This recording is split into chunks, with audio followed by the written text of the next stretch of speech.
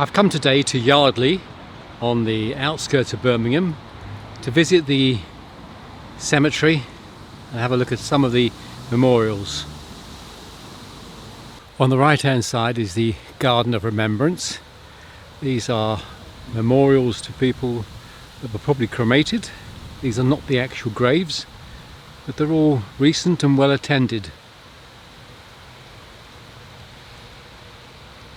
Down past that we come into the older part of the cemetery with all the older stone memorials and the actual graves.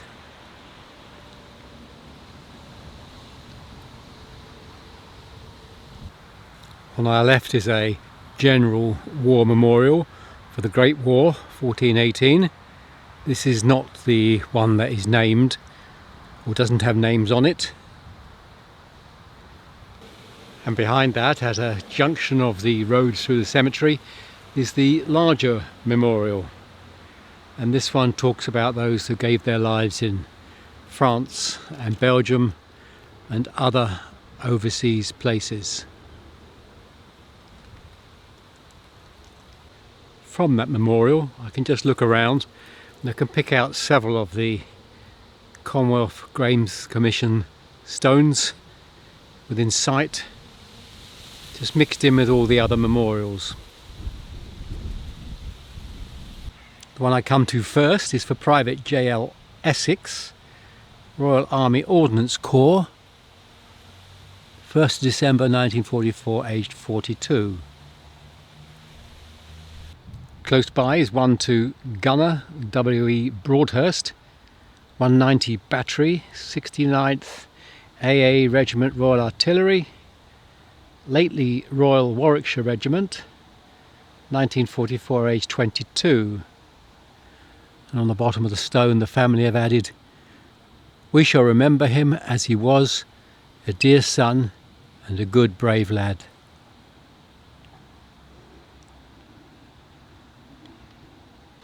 As with so many of these graveyards, I could fill a whole video just with the Commonwealth graves.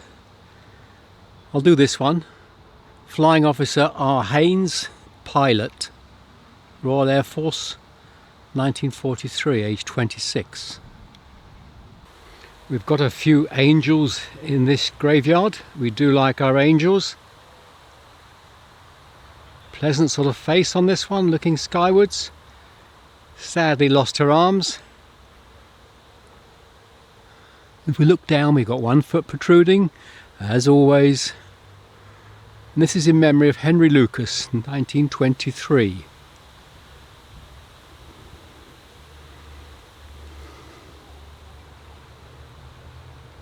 Tall, slimmer angel, wings widespread. Is that her navel I can see through the gown? At the bottom we have two of her feet showing. And this is to Gertrude Ellen, beloved wife of George William Wilkinson, 1930.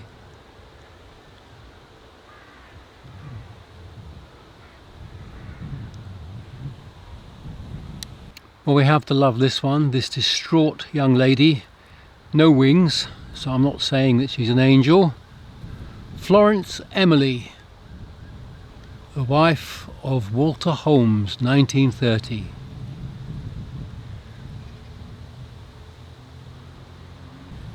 Nicely designed stone with the roof cut in the top and the two columns each side.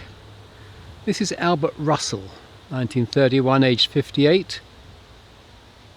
I beg your pardon, it's Margaret, the wife of Albert Russell. And then Albert is beneath. The young damsel here looks worn out with her grief, her head held by her hands, and a branch or leaves in her right hand. This is Ellen, the wife of Alfred Floyd, 1922. In the background you can probably hear a ambulance and also a helicopter. This one's got a large arched pair of columns over the actual memorial stone. and the stone is to Masters, Thomas Augustus Masters, and their son-in-law Thomas Henry Hughes.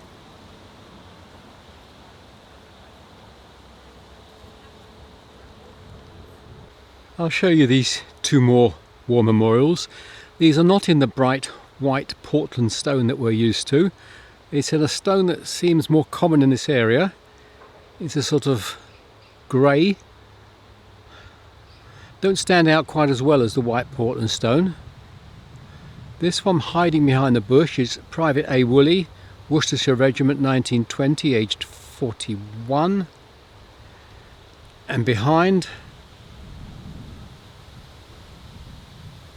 J. Mason, Lance Corporal, South Lancashire Regiment 1920, aged 32. Just an example of the various different colour stones that were used by the Commonwealth War Graves Commission. A little further in we come to the main war memorial. Their name liveth forever, and here we do have the names of the people celebrated, and I count around 60 to 70 names on this memorial. I'll give you a close-up look of one of the panels. This is the third panel in from the left, just chosen at random. The top we've got Private S. Griffiths, Gloucestershire Regiment 1918, Guardsman H. Hemmings, Coldstream Guards 1917, Bombardier J. H. Homans, Royal Field Artillery 1919, and so on right the way down. It's good to see them all named.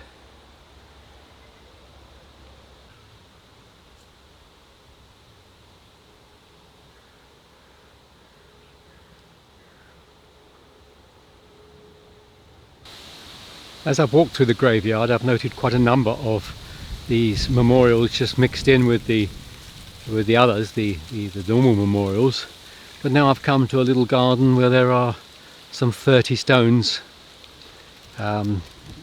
commemorating 30 more people who died in the two wars. No particular regiments, they're all mixed up with different regiments here. You can probably make that out just by the symbols on the stones, on the top of the stones. You can see they all vary. A little different in design. The name is Horace Razavere Reaston, 1941, age 50. May Reaston, 1966. And at the bottom we've got Douglas William Reaston, who died on active service in the prisoner of war camp in Thailand, 1943, age 23.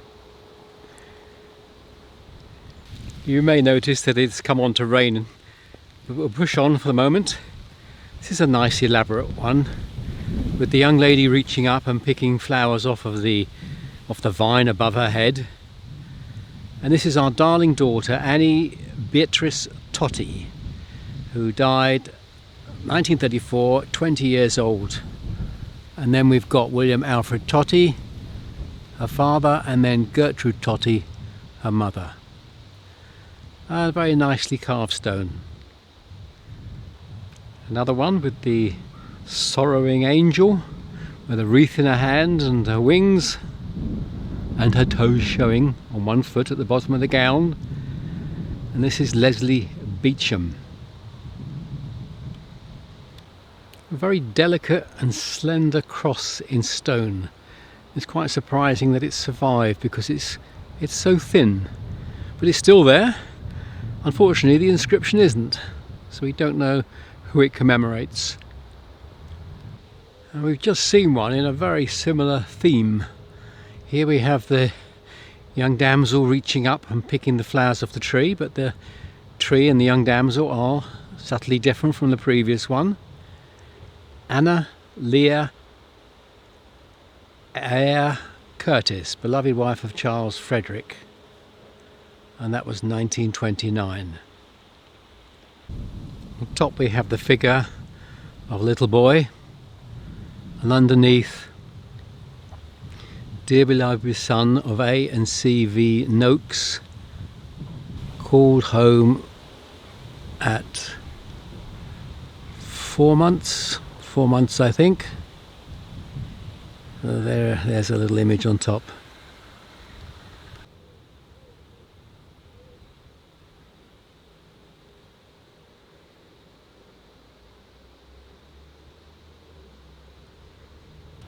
A small hedged off garden area with a seat at the far end, and the plaque here tells us that it's a memorial to those civilians of Birmingham who lost their lives as a result of enemy action during World War II. Now that would have been through bombing, I assume. It's always fun to see something different. So here we have the old chap dressed up. He's got his waistcoat and tie on. He's got his watch chain, hands folded across his chest. At his foot is a dog. And the inscription reads, Sidney John, the husband of Ellen Hardwick, 1938, age 67. And then Marjorie, their daughter, Sidney, their son. And poor old Ellen didn't get a mention. Perhaps she was the last one around and there was nobody to put her name on the stone. But she enjoyed doing this for her husband. An excellent memorial. As you can see, this is a very large cemetery. A lot of memorials stretching away into the distance.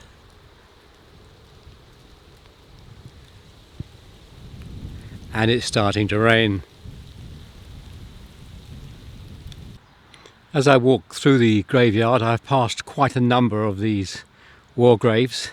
This one though, I'll show you, Private G. Drover, Royal Warwickshire Regiment, age 37. But it's the bit on the bottom that has been put by the family. Think of him in silence, what would I give to see him smile again? Wife, Floss and children. As I've been wandering for some time, I've come across this additional war memorial. This is 15 names, and it says at the bottom, to the honoured memory of His Majesty's forces who gave their lives for their country in the Great War, whose graves are in this cemetery but are not marked by separate headstones. So presumably they don't quite know where these 15 people are buried. So they're commemorated here on this separate tablet. In fact, underneath that inscription I see there have added 3 more names on the lowest stones. There are a couple of these mausoleums, these standalone tombs in the graveyard. This one at the top has the name Pickard, and on the panels on each side you can see Ellen, wife of Alfred Pickard, on the left, and Sarah, wife of Harry Pickard, and so on down the sides. So this is the Pickard tomb. And further in we've got this other one. The roof seems to have caved in and they've put some plastic sheeting. There are names on the panels on the left. Is Goodman. On the right is Neil, Catherine, the wife of William Neil. So there's quite a lot of information on those plaques, but this one has seen better days. Well, there's quite a lot more to see, but it's raining hard now and the sky shows no sign of it breaking. So I'm going to call it a day at this point. I can probably survive some more rain, but I'm not sure the camera can. So that's Yardley Cemetery. It's a good one. I've enjoyed it, and there's a lot more to see than I've managed to get round. If you get a chance, come out to Yardley on the outskirts of Birmingham and come and explore this cemetery. Till the next time.